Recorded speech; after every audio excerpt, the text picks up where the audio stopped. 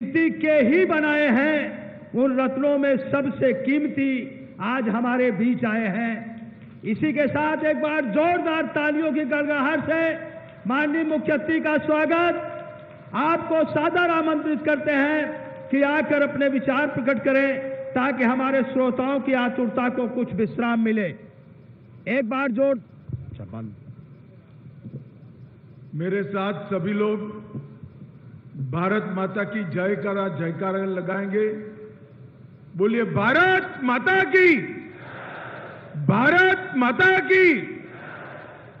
मंच पर उपस्थित उत्तर प्रदेश के यशस्वी मुख्यमंत्री, जिन्होंने उत्तर प्रदेश की कानून व्यवस्था न केवल पटरी पर लाई है, इसके साथ साथ उत्तर प्रदेश के पिछड़ा समाज, दलित समाज, आदिवासी समाज के कल्याण की भी यात्रा जिन्होंने चलाई है, ऐसे हमारे मुख्यमंत्री श्री योगी आदित्यनाथ जी, अपना दल पार्टी की राष्ट्रीय अध्यक्षा बहन श्रीमती अनुप्रिया पटेल जी, हमारे भाजपा के अध्यक्ष चौधरी भूपेंद्र सिंह जी, श्रीमान रामदास आठवले जी, श्री केशव प्रसाद मौर्य जी, श्री ब्रिजेश पाठक जी, श्री सुरेश कुमार खन्ना जी,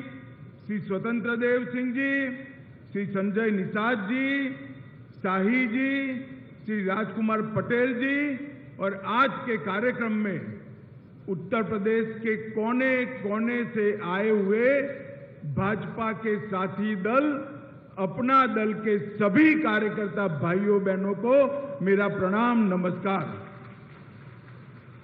मित्रों, आज मैं अनुप्रिया जी के निमंत्रण पर अपना दल के संस्थापक स्वर्गीय सोनेलाल जी की 74वीं जन्म जयंती पर आज जो संकल्प दिन आप लोगों ने रखा है, उसमें आपके सामने आया हूं। सबसे पहले मैं मेरी ओर से और भारतीय जनता पार्टी के करोड़ों कार्यकर्ताओं की ओर से श्रीमान सोनेलाल जी को भावपूर्वक श्रद्धांजलि देकर स्मरण करना चाहता हूं। सोनेलाल जी का पूरा जीवन दलित, पिछड़े, आदिवासी, वंचित समाज के कल्याण के लिए संघर्ष करने में गया। पूरा जीवन उन्होंने गरीब तबके के सभी समाजों को एकत्रित कर संघर्ष के रास्ते पर चलकर उनके जीवन में खुशियां भरने का प्रयास किया।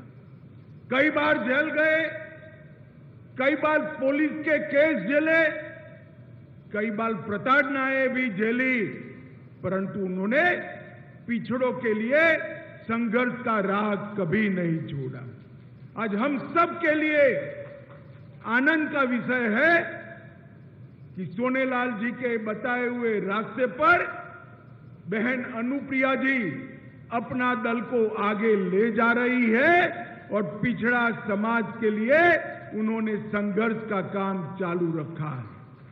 भाइयों और बहनों, अनुप्रिया जी और अपना दल मोदी जी के नेतृत्व में एनडीए के सदस्य है।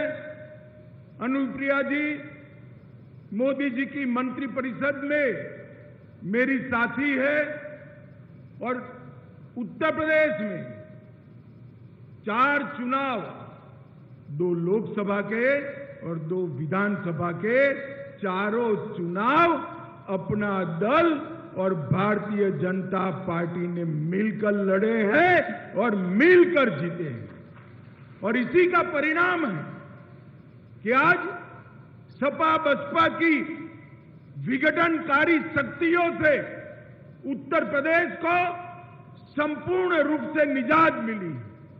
उत्तर प्रदेश के कानून और व्यवस्था की परिस्थिति ठीक हुई। उत्तर प्रदेश के अंदर योगी जी के नेतृत्व में इंडस्ट्रियल इन्वेस्टमेंट आ रहा है। और मोदी जी की भेजी हुई सभी गरीब कल्याण की योजनाओं को उत्तर प्रदेश शासन जमीन पर पहुंचा रहा है, गरीब व्यक्ति पर पहुंचा रहा है। आज अपना दल के इस महासम्मेलन में मैं अपना दल के सभी कार्यकर्ताओं को अपील करने आया हूं कि आने वाले चुनाव में भी 2024 में भी अपना दल भारतीय जनता पार्टी और निषाद राज पार्टी तीनों मिलकर उत्तर प्रदेश की सभी सीटों पर कमल खिलाने का, कप्रकाबी खिलाने का और निषाद राज पार्टी को जिताने का काम करना है। भाइयों बहनों, ये 9 साल के अंदर मोदी जी ने 60 करोड़ से अधिक देश के गरीबों के जीवन के अंदर परिवर्तन लाने के लिए ढेर सारे काम किए हैं और विशेषकर पिछड़ा समाज के लिए भी मोदी जी ने ढेर सारे काम करने का काम किया है। आजादी के बाद भारतीय जनता पार्टी और एनडीए की ये पहली मंत्रिपरिषद है जिसमें 27 पिछड़ा समाज के मंत्री बनकर पिछड़ा समाज का कल्याण का काम कर रहे हैं। ये पहली बार सबसे ज्यादा पिछड़ा समाज के, आदिवासी समाज के और दलित समाज के सांसद किसी गठबंधन में चुनकर आए हैं तो वो एनडीए के गठबंधन में चुनकर आए हैं। और मोदी जी ने ये कांग्रेस पार्टी, सपा, बसपा कई बार सत्ता में रहे, सत्ता में हिस्सेदार भी रहे, मगर कभी भी पिछड़ा समाज को संवैधानिक मान्यता देने का काम न किया। कभी भी दलित और आदिवासी भाइयों के आयोग की तरह पिछड़ा समाज का आयोग नहीं बनाया। मोदी जी ने, ये उत्तर प्रदेश की जनता ने 2 बार प्रधानमंत्री बनाया।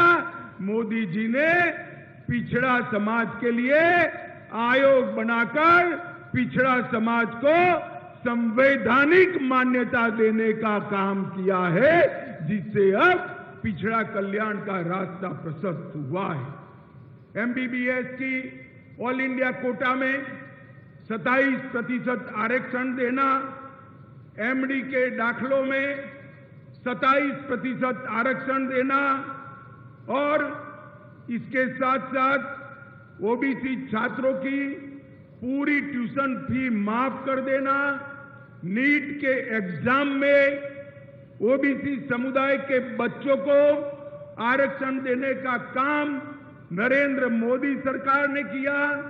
पेट्रोल और गैस की एजेंसियों में भी ओबीसी समाज को 27% रिजर्वेशन देने का काम देश के यशस्वी प्रधानमंत्री नरेंद्र मोदी जी ने किया है। ओबीसी की प्री मैट्रिक और पोस्ट मैट्रिक सहायता के लिए अनुदान राशि सीधा डीबीटी के माध्यम से ओबीसी बच्चों के अकाउंट में पहुंचाने का काम भारतीय जनता पार्टी के नेता और देश के लोकप्रिय प्रधानमंत्री नरेंद्र मोदी जी ने किया है।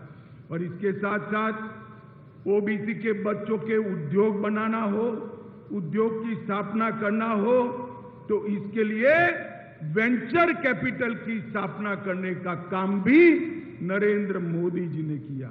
उत्तर प्रदेश सरकार ने भी आजमगढ़ में महाराज सुहेलदेव राजभर विश्वविद्यालय की स्थापना की। डॉक्टर सोनेलाल जी के नाम से प्रतापगढ़ में मेडिकल कॉलेज बनाया। यूपी विश्वकर्मा श्रम योजना के तहत 68,000 से अधिक शिल्पियों को 100 करोड़ रुपया से ज्यादा देने का काम किया। और योगी जी के शासन में, बीजेपी के राज में, एनडीए के राज में अब तक सबसे ज्यादा पिछड़ा समाज को नौकरी देने का काम ये भारतीय जनता पार्टी और एनडीए की सरकार ने किया है। माताओं, भाइयों, बहनों, आज मैं जब यहां आया हूं तब इतना कहना चाहता हूं, मोदी सरकार ने, जब आपने 2014 में मोदी जी को चुना, पहले ही दिन मोदी जी ने भाषण किया था कि मेरी सरकार गरीबों की, पिछड़ों की, दलितों की और आदिवासियों की सरकार है। और ये भाषण कांग्रेस के नेताओं की तरह कोरे वादों का भाषण नहीं था। मोदी जी ने जो कहा वो कर दिखा है। पिछले 9 साल में भाजपा सरकार ने, एनडीए सरकार ने 3 करोड़ से ज्यादा आवास गरीबों के लिए बनाने का काम नरेंद्र मोदी जी ने किया है। 9.6 करोड़, करीब 10 करोड़ गरीबों के घर में गैस का सिलेंडर पहुंचाने का काम नरेंद्र मोदी जी ने किया है।